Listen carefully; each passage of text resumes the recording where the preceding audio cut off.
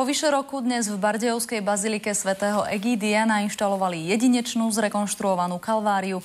Súsošie s 3 krížmi je najväčšie na Slovensku. Bardejovčania sú na tento skvost právom hrdí.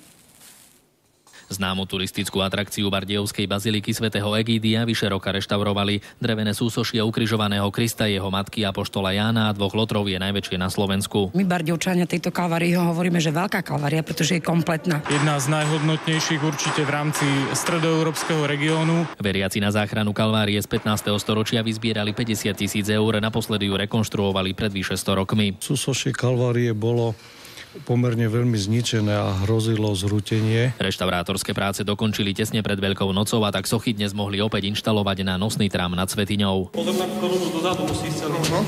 Drž balans, hej, Radko. Dobre, môžete ísť, bo ja púšťam. Nesmierne sa teším, že sa podarilo obrovské reštaurátorské dielo. Je to zaujímavé.